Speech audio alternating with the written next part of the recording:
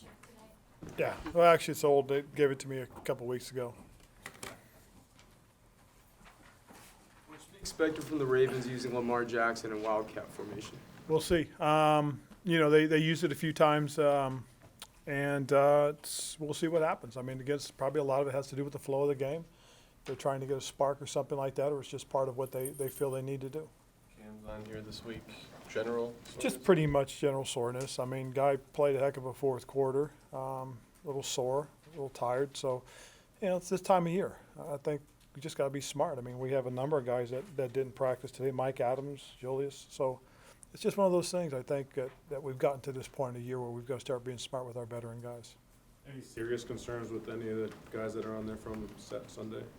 Not necessarily. We'll see how everybody is tomorrow morning. It's one of the things I always talk about is you never really know until the next day. So we'll see how everybody reacted to the treatments and the things that they were doing on the side, and we'll see how they are, and then we'll evaluate each day as it goes. I mean, it is Wednesday, so probably by Friday or Saturday we'll have a good feel for everybody. Cam, is this similar to last year where there were days when you kind of limited his throws? Pretty much so, Joe, and it's kind of going to be the new normal as we go forward into the year. I mean, we've got to be able to make sure he's healthy down the stretch, and giving him a day every now and then I think is important for his well-being. He is not a fan of it. I think No, you he's remember. not.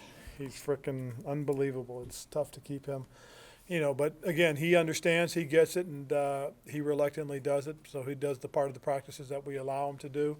The other parts, he stands back there with both Norv and Scott and watches practice and evaluates. And when he gets a chance, he can heckle the defense. Have you ever heard of he was talking about his body prayer this morning. He kind of goes, and it's like a pregame meditation for him. He goes over different ligaments and He, it's him because when certain things that he does, he goes all in. I mean, the diet and stuff like that as well. He really does, and it's a legitimate thing for him. And it's one of those things that he's stayed with. He's done it. I don't know exactly specifically what it is, but I do know he does it. So it's but like I said, it's legitimately him because he when he does something, he does it 100%. Kind of a running joke on the internet about how disinterested Joe Flacco is when he's kind of lined up as a wide receiver and he just legitimately doesn't move. Is that some sort of long game they're playing? Like, what do you tell a defensive back that's over the top of him? Don't let him bait you into it.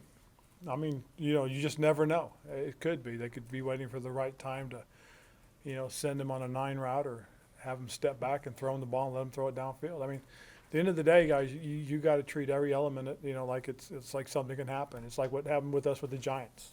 Odell Beckham threw a touchdown pass. Well, who'd have thought it? I mean, they want to get the ball in his hands because he's a great player. So we all, 11 guys are running at him, and they snuck the backfield, the back out the other side and threw the touchdown. So again, you're going to have 11 guys are going to have to do their job now.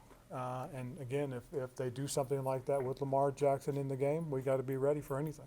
As a defensive guy, how much do you admire what the Ravens have been able to do over a long period of time now with their defense, and how have they been able to sustain that defense? Oh, yeah, I'm jealous about that. Are you kidding? I mean, seriously. I mean, they've been very good. They've been very dynamic. I think a lot of it has to do with the Hall of Famers they've had over a long period of time. I think, when Coach Harbaugh came in and was able to continue that and continue to build on that, and then the types of players that that they've brought in. I mean, their scouting department has been terrific. I think what Ozzie Newsome's done with acquiring the right type of personnel to continue to add those types of guys. I mean, that's what you hope, and that's what we're hoping to build here and to be able to sustain here for a long time. Heck, I like it here. I like to stay a while. So, we'll see. Ron, so we talked about Julius Peppers and his 17 years of production. Suggs with Baltimore has been doing it for 16 years. What impresses you most about his longevity and his production? Well, I think probably the thing's really impressive is the passion in which he plays. I mean, he plays at such a high level, and to have been able to do it for as long as he has, that's what's so impressive. And it's the same thing with Julius. That's what's impressive about guys that can play this long, is that they have that same passion, that same fire in their belly to step up and play every time, and to play at a high level and be very, very effective. I mean, those guys are impressive. Do you remember who you were with when he came out early? And do you remember if you guys scouted him at all? I want to say I believe Chicago. No, actually, I think Julius I was in. I was either in Philadelphia or Chicago, and the same thing for Terrell. And for what we did in Philadelphia, I think Terrell would have fit us very nicely because we run a joker package that I believe we thought would have been a really good fit. You know, a guy like Joey Porter would have been another guy, you know, that we looked at and watched because we thought he would be a really good fit for what we did there too as well.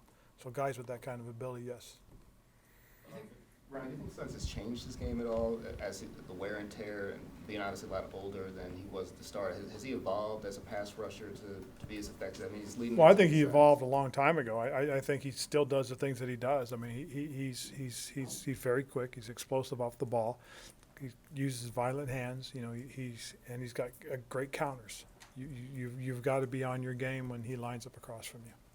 What kind of a threat does a guy like John Brown, who kind of was absent from the game for a year or so dealing with that illness, and then what kind of a challenge does he present to you guys? Well, I mean, again, as a number one receiver, he's the kind of guy that, you know, you've got to address. And because of that, you know, you've got to be on your game. I mean, he has the ability to go vertical. He makes tough catches. He makes circus catches. He's got the kind of speed that you've got to respect constantly. So, you know, you have to most certainly, as I said, just account for him on the field. Have you seen him catch a couple, you know, more so in maybe more recent weeks? Have you seen him be targeted more in the middle of the field, or where have you kind of seen him? Well, the thing that, you know, I really worry about more so than anything else is when he gets up over the top of people. That's the thing that's more impressive. You know, a lot of guys make catches over the middle, but guys that go vertical and get up over the top and make those kind of catches, you know, that's what you worry about as a guy that calls plays, because you want to be able to keep that ball in front of you so you can line up again. For years, the NFL trade deadline was kind of a non-issue. Nothing happened. The last couple of years, we've seen such an uptick in activity. Just curious what you think was the reason for the change. I think there's a lot of reasons for it. One of them could potentially be about salary cap issues as well. You know, you have a guy that could be on a year left or something like that, and he may not fit into your salary cap plans, and that could be one reason why you see some guys. I mean, that'd be an interesting thing to find out. How many of those guys are getting traded already have a year left, stuff like that. And I you know, I think that's it. And sometimes I think some people recognize, you know, really big needs. I mean, you look at what New Orleans did and getting Eli Apple. So they're obviously they have a plan in mind. There's a reason for that. The salary cap thing probably has always been there, but how much do you think of it as teams now are sort of, I don't want to say conceding, but realizing earlier on that, like, hey, let's build for the future kind of thing? Well, I wouldn't say that. I think you'd have to ask those people. But to me, I've always kind of thought it was about, you know, teams that felt they needed a little something to, you know, get over the top this year, or salary cap issues. I know you mentioned the Ravens defense long term, but what is it about this year's iteration that makes them particularly challenging? Well, I think, you know, they're getting a lot of credit for pass rush, which has been very good. But I think their secondary does a really good job. You know, and I'm very familiar with Eric Weddle. I think Eric's a very smart, bright football player. It's probably helped those young corners, those DBs a lot. And I just think it's, you know, I think Coach Martindale's done a nice job as their coordinator. He's a very aggressive play caller. Well, with the inevitable kind of ups and downs of an NFL season, thinking specifically the last 2 weeks, how valuable are those veteran guys on the team that can kind of keep everybody level? And then what did you see in practice today that makes you comfortable that the Sunday's behind them? Well, I think, again, when you get into games like that, and you look, we've done it 2 weeks in a row, you know, for the fun of it. The guys just kind of picked it up at the end as it's gone, and a lot of it has been veteran-led. And you do see the guys, you know, trying to keep everybody's head in the game, keeping their focus on what's going on out on the field. And when guys start to make plays, you see the young guys start to respond. I mean, we've got a group of young guys that are playing a lot of quality minutes, big minutes for us. And I think they've come through for us, and they're starting to come through for us, which I think bodes well for us as we go forward. Go ahead, finish. I think that's part of the thing that helps to make us, you know, grow as a football team, is that you do have that kind of leadership, though. And then in terms of kind of putting that, because it was such an emotional win on Sunday, being able to put that behind you, excuse me. I thought they handled it well. I really did. I thought they came out today. There was a lot of energy. Practice, you know, was a little long. Typically is long on Wednesdays, and so you could kind of feel it wane at the end. But that's typical for a Wednesday. But I thought they started with good energy, which was a huge plus, you know. And I think their focus on the next opponent is there. We'll see how everybody is tomorrow. Ron Cam was sort of joking about Taylor Moton today, calls him Sweat Pack because he was really sweaty, I guess, the first time he met him. But how have you seen Taylor grow from when you guys first brought him into the organization, and then also just from this summer till now being thrust into a role and sort of being able to run with it? What was interesting was this past off season, he was here almost every day. I mean, anytime I would walk downstairs, I'd see him in the weight room, working out when he didn't have to be here, in February and March. You would see him, and he was just here working out and just having a good time. So you could see that he was real serious and focused in on developing himself. And then when we started to work with him in April, May, and June, you could see how serious he was there. And then you started seeing the position flexibility because, we were concerned that, he may only really be a right tackle player. But then Coach Masco started moving him from right side to left side to inside, out to in.